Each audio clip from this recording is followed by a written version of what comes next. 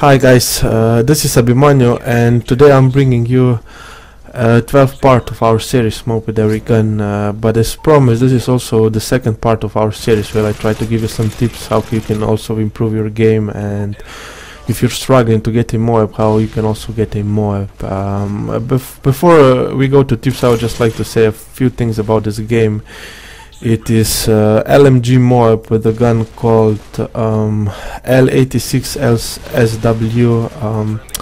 It's not really the best LMG in the game. It has quite a bit of recoil. It doesn't really kill that fast, so you have to be careful. You know, up close you will almost always die against SMGs, and you know, at long distance it also has quite a bit recoil, so it's not really that easy to. It's one of the hardest guns to play. However, I actually managed to get in this game. I think it's a 42 gun streak, which is pretty good. I think it's 42. I counted once, maybe it's 41, but something above 40. Yeah, however, I don't want to really talk too much about this game, so let's start with tips. First, I would like to touch on a few things that I said in the first how to get a MOAB video, and the first thing I said there that it's very good when you go into a certain game type on a certain map that you have a plan how you're gonna play it. And I think this game is a very good example, because I'm playing with a gun that I don't feel too comfortable playing with. You know, if I play with a gun like MP7, I don't necessarily always stick to the plan because I feel very comfortable with that gun. But with this gun, I stick 100% to the plan, and as I mentioned to you in the previous video, my plan on the hard hat, if I use a gun like this, is to move all the way between the A domination flag on this side where I am and up to that corner on the B domination flag. And here I feel very comfortable. Here is very hard for my opponents to flank me, to come from the side, and I also know very well the spawns here. I know how to predict the spawns, and yeah, and I really stick always to my plan. And I think this game, you know, if you want to see someone use their plan in practice, I think this game is a very good example of that. The second thing I want to talk, actually the second thing I did talk about in the first video was learning the spawn. That is very important, and I tried to explain a little bit how the spawns in domination work just in general. And also one tip how you can learn the spawns, for specific spawns on every map very fast, is to make a class with a hard line and assault kill streaks, and the only kill streak you use is UAV. In this way, every second kill you get, you will have an UAV, and as long as there are not too many people on the enemy team that are using assassin, you will always know where they are, and you will also see where they spawn. And if you carefully watch minimap, when you see enemies spawn at a certain location, if you check what flags you are having and what flags the enemies are having, and also where your teammates are, you can, the next time that you play domination on the same map and a similar situation arises, you will be able to predict where the spawns are. However, like I mentioned in that video, there are always some exceptions, and yeah, it doesn't always work 100% the same, but this is how you will learn very fast. It's a nice technique how to learn spawns very fast. Today I would like to continue to talk about awareness. Like I said in the previous video, I think awareness is one of the most important, probably the most important thing in being a good Call of Duty player. And I would still like to try to give you some tips on how to improve your awareness. And one of the most important thing, basically the most important thing, is, you know, learn to always watch your minimap. Now I don't know what kind of tips I can give you how you can learn to watch the minimap, except, you know, to check the minimap as often as possible. However, you should try not to only see the red dots, you know, on the minimap.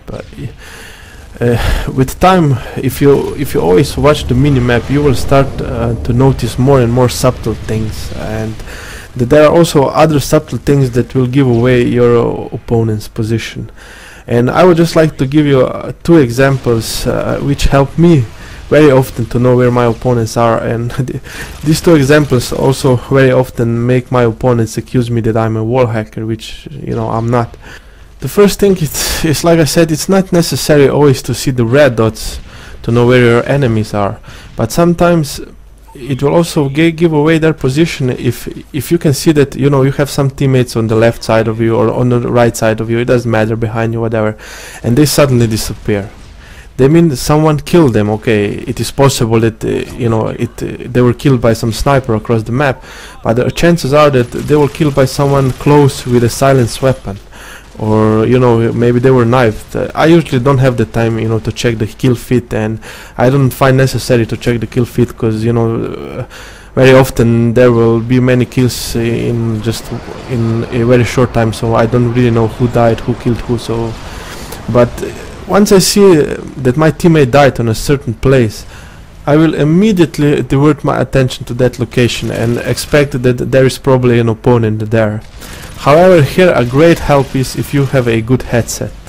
If you have a good headset, you will very often also hear gunfire, and you will immediately know, you know, was there a silenced weapon fire or not, or something like that. But it's not necessary to have a good headset. However, it will help you also a lot.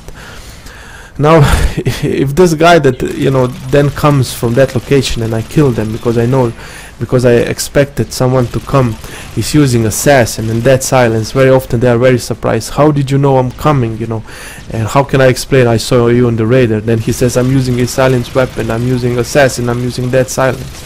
It is impossible, you know, you're using wall hack, you know, but how can I explain that I know he's coming because I saw my teammate disappear? So this is one of subtle things that, you know, when you learn to notice these things, will also give away the enemy's position.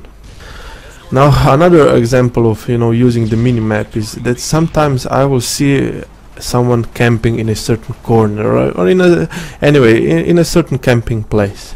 I will see that he appears as a red dot on the minimap.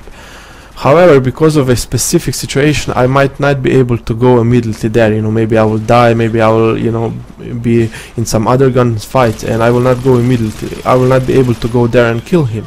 However, I will not forget that I saw that there is a guy camping in a certain corner. So sometimes I will go there only after 20 or 30 seconds, and usually they are very surprised because, you know, they think like for last 20 or 30 seconds nobody knows where they are, but, you know I saw them in a corner before. So after 30 seconds, when I go to that corner, I will still check that corner, and if they are there, I will kill them. And it's very often they are surprised, how did you know I was there? But I also know how campers like to play, and the way campers like to play is they usually have on every maps few spots where they like to sit in, you know, few corners, or, you know, some elevated places where they like to go and shoot people when they pass by. So sometimes it will happen that when I see that they are there, I will not have the opportunity to pass, you know, to get to their you know, favorite spot for maybe half of the match. And in the meantime, like, they will die 2 or 3 times, but once I pass their favorite corner, I will be very careful, because I know they were, you know, before that they were camping there, and, you know, after a 4 or 5 minutes sometimes, I will still check that corner. And, you know, you can imagine how surprised they are when I just, you know, check a random corner somewhere that nobody usually checks, and, you know, they are sitting there and I kill them. And, you know, it is one thing that it constantly gets me accused of being a wall hacker. But, you know, anyway, on the PC it doesn't take much, you know, to get accused of being a hacker. But, you know, anyway, so that are 2 examples that, you know, someone that is a bit more experienced Call of Duty player will notice also on the minimap, and that, you know, are not so obvious, and not maybe everyone will notice. And yeah, this is more or less all on this topic here. And, you know, the tip for today is to watch minimap as much as possible. In the beginning, this will sometimes maybe bother you. You know, you will get maybe a little bit too much focused on the minimap, and, you know, not enough focus on the game. But with time, you know, you will learn to, you know, to watch the minimaps appropriately, and this will not bother you in your actual gameplay. Yeah, I will not start with another topic today. This video is slowly getting to an end. I think the end score of this game was 50 kills and 3 deaths, which I was quite satisfied. You know, this gun, it's not the easiest one to use. until I've gotten the MOAB, I did play quite defensively, but I think you know, after I got MOAB, I started to play a lot more aggressively. You know, I hope you were entertained by this video.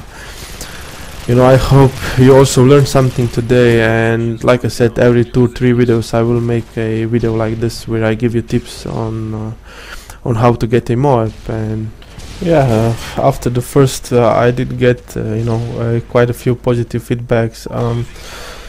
Yeah, this is the end of a 42 kill streak, which is actually one short of my best gun streak.